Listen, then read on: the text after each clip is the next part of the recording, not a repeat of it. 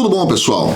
Hoje é um dia onde a gente talvez tenha um marco na história, né? A Rússia invadiu a Ucrânia. Muita gente já vinha noticiando isso, muita gente já vinha falando isso. A falta de credibilidade do presidente Biden fez com que muitos países no mundo não acreditassem naquilo que ele vinha falando sobre a possibilidade de uma invasão, que a invasão era iminente, que a Rússia já vinha preparando isso e que realmente isso aconteceria a qualquer momento. E o Putin, ele vem, como eu já disse isso para vocês e falei isso aqui em vários vídeos, já dei em várias entrevistas falando sobre isso. O Putin, na minha opinião, é uma das pessoas, é um dos melhores estrategistas que existem hoje no mundo, tá? É uma das pessoas mais influentes politicamente e eles têm ali um grande poder bélico militar, um armamento de ponta, eles têm capacidade sim de enfrentar uma guerra de grande escala, tá? Então a gente tem aí que respeitar isso e entender isso. As pessoas falam, não, porque o Bezos é o homem mais rico do mundo. Eu realmente acredito que hoje o homem mais rico do mundo seja o Vladimir Putin, mas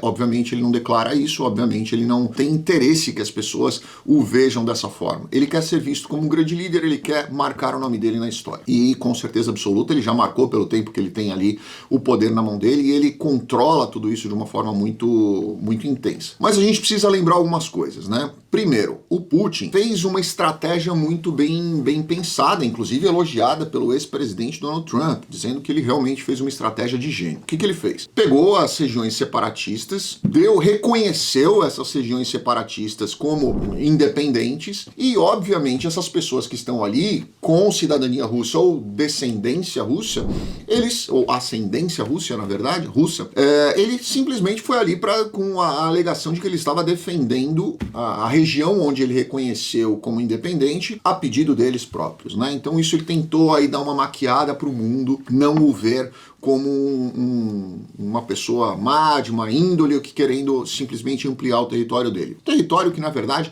ele enxerga que nunca deixou de ser russo. Mas, enfim, houve ali uma série de ataques e se vocês olharem, vocês vão achar diversos vídeos na internet do próprio exército ucraniano se rendendo na hora que o exército russo chegava, né? Ou seja, muitos ucranianos, inclusive, não querem o conflito. Então a gente precisa entender aí um pouco aí de como que está funcionando a geopolítica ali naquela região. Mas vamos lá, o que eu quero falar nesse vídeo? O quanto isso pesa no seu bolso, que eu acho que eu tento falar aqui para os meus seguidores. Vamos tentar abrir a cabeça, né? Vamos tentar olhar de uma forma real o que realmente está acontecendo. Joe Biden apagou esse incêndio com mais lenha e gasolina, né? Então ele viu a coisa acontecendo, ele foi jogando lenha e gasolina até acender a coisa e fazer a coisa acontecer. Por quê? Porque eu venho falando há muito tempo para vocês também, que os Estados Unidos imprimiu muito papel, imprimiu muita moeda, imprimiu muito dólar. Essa política de assistencialismo que os Estados Unidos adotou desde o início, e não estou falando só do Joe Biden, isso começou com Donald Trump, de imprimir papel e colocar dinheiro na economia para tentar salvar a economia de um caos que viria por causa da pandemia, eu acho que foi um pouco fora de medida. Mas o povo americano, ele está acostumado que ou é para todo mundo ou não é para ninguém. Né? Então, assim, existe muito esse senso de justiça e um pouco de igualdade aqui dentro, o que não acontece no Brasil. Então, o que acontece? Quando você dá um estímulo cheque para algumas pessoas e não dá para as outras, que foram justamente aquelas que pagaram o imposto, que justificaram a emissão do estímulo cheque, poxa, mas isso aí é uma disparidade, isso é um absurdo, isso não pode ser. Então, tem que ser para todo mundo. Então, muitas pessoas, inclusive quem não precisava, acabou recebendo estímulo cheque e isso gerou impressão de papel moeda. Isso, obviamente, estimulou os Estados Unidos a um consumo muito grande que gerou essa inflação que existe hoje, um débito interno gigantesco, monstruoso de trilhões de dólares. Essa conta precisa ser paga.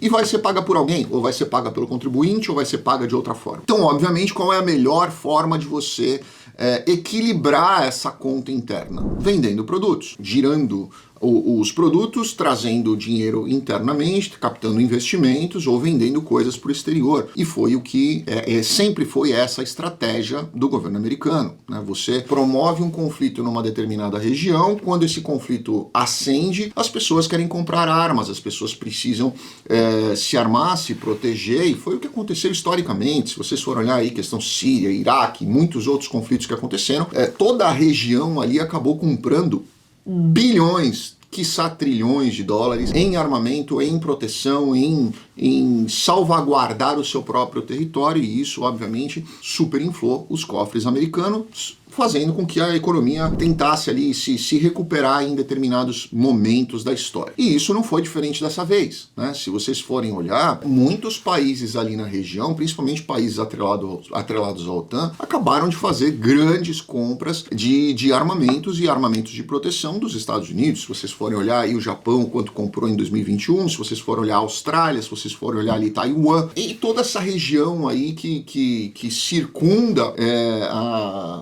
o leste europeu, vamos chamar assim, o leste europeu. Então a gente tem aí um aquecimento muito grande dessa venda externa. Fora isso, nós temos aí a questão do petróleo, né? Se vocês forem olhar hoje é quinta-feira, 24 de fevereiro, nós temos aí o barril do petróleo cotado a mais de $105, o petróleo Brent, mais comercializado nas bolsas. Isso é uma alta que, se eu não me engano, não acontece desde 2013, algo nesse sentido, assim, e foi um negócio absurdo. E se vocês forem lembrar, houve época em que a gente pagava aí, a gente chegou a ver aí há 2, 3 anos atrás, o petróleo com valor negativo, né? Ou seja, o valor de produção e venda dele era inferior ao valor de que estava sendo vendido. Então nós temos aí uma disparidade muito grande entre o excesso do petróleo e a falta do petróleo. E os Estados Unidos, como maior produtor do petróleo, obviamente se interessa em vender e exportar gás e petróleo, gás que hoje já subiu em 5% em um único dia. Nós vemos essa exportação muito grande. Vamos abastecer a Alemanha, vamos abastecer alguns países da Europa e vamos exportar a valores altos, ou seja, vamos ter um maior lucro, captar mais dinheiro e ter mais contratos atrelados em dólar. Consequentemente, vamos equilibrando esse déficit que ficou por causa da pandemia. Ao custo de quê? A gente vê muita gente falando, eu sou a favor da guerra, tem que ter o conflito, vai Putin, ou vai Ucrânia, ou vai Estados Unidos, ou vai... É muito fácil você falar vai, quando a gente acaba esquecendo aí que é o filho de alguém que tá lá, né? É o pai de alguém que tá lá, tomando tiro, dando tiro. Então tem gente ali na linha de frente, e essa linha de frente não é composta por presidente Biden, até porque, tadinho, ele já tá velhinho, ele não conseguiria ficar muito tempo ali na linha de frente, e o presidente Putin, eles não estão ali, cada um com uma espada, ou cada um com um fuzil, os dois brigando entre eles. Não, são os pais de alguém, os filhos de alguém que estão ali atirando. Uma bala dessa pode pegar alguém que não tem absolutamente nada a ver com isso, pode destruir a casa de alguém que não tem absolutamente nada a ver com isso, pode destruir o patrimônio, que é a única coisa que essa pessoa tem, que não tem nada a ver com isso. E se vocês forem ver ali aquela região, não é uma região muito rica, né, onde eles estão ali atacando. Vocês podem ver vídeos na internet, vocês vão ver que não é uma região com lugares muito bonitos, lindos, novos, floridos. Então a gente tem aí uma população, e olhem as filas, né, de carros querendo sair. Você não vai ver muitos carros bons ali querendo sair dali. Então é um povo que já não tem grandes patrimônios e que está vendo ali a única coisa que eles têm muitas vezes se perder. E por quê? Por causa de um interesse político, né, por causa de um interesse econômico, por causa de um equilíbrio da balança comercial de um determinado país. Isso eu acho que é muito pouco para a gente pensar em colocar vidas como eles estão colocando ali em risco, tanto de um lado quanto do outro, tá? Eu não estou nem defendendo Putin, nem defendendo o Biden. Na verdade, eu estou atacando os dois, porque eu acho que você entrar num conflito por causa desse tipo de situação é muito pouco. É uma disputa de poder, é uma disputa de espaço territorial, e eu venho falando disso há muito tempo, né? As pessoas perderam um pouco aí a noção do que é realmente importante. E eu acredito de verdade e espero de verdade que o Ministério das Relações Exteriores brasileiros tenha aí a capacidade de convencer o presidente Bolsonaro a não se meter nessa situação, porque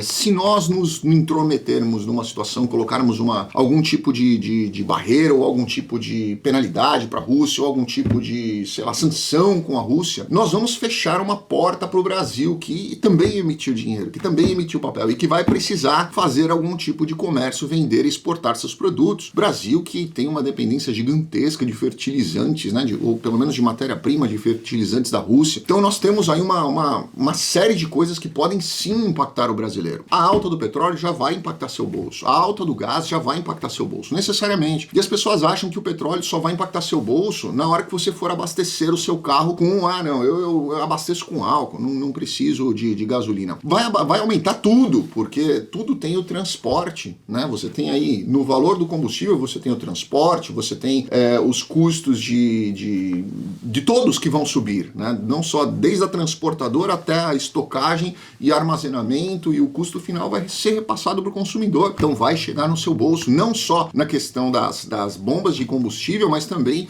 nas prateleiras do mercado. Isso vai subir com certeza absoluta e a gente acaba pagando essa conta por causa de um conflito que está acontecendo do outro lado do mundo. Então vamos pensar um pouquinho nisso daí, vamos olhar de uma forma mais macro e tentar enxergar que esse conflito não é legal para ninguém, não é interessante para absolutamente ninguém, muito menos para o Brasil tomar uma posição de um lado ou de outro nesse exato momento. O Brasil não tem capacidade bélica, já vamos por esse lado para entrar numa guerra, e nem deve pela questão financeira, porque isso custa muito dinheiro, isso é arrebentar ainda mais os cofres do país, e vamos deixar o MRE, que é um dos, na minha opinião, hoje os diplomatas brasileiros são os melhores diplomatas do mundo, né? Pela questão de relacionamento, de facilidade de conversa, de intermediação, muito melhor até do que a França. Eu acho que nem o Macron deveria ter ousado a conversar com o Putin, devia ser os diplomatas brasileiros que têm muito mais flexibilidade e conversa nesse sentido. Vamos deixar que eles façam o trabalho deles, vamos pedir a Deus aí que a intermediação dessas coisas aconteça da forma mais tranquila possível e que isso pare, permitindo que a economia mundial se retome, sem querer favorecer um único país ou equilibrar às custas de vidas humanas a economia de outro, certo? Grande abraço, fiquem com Deus, deixa o seu comentário, o que você acha sobre essa questão toda, o que você acha do Biden, do Putin, deixa aqui embaixo pra gente, de repente, fazer um debate bacana aqui entre toda essa situação. Obrigado, fiquem com Deus, abraço.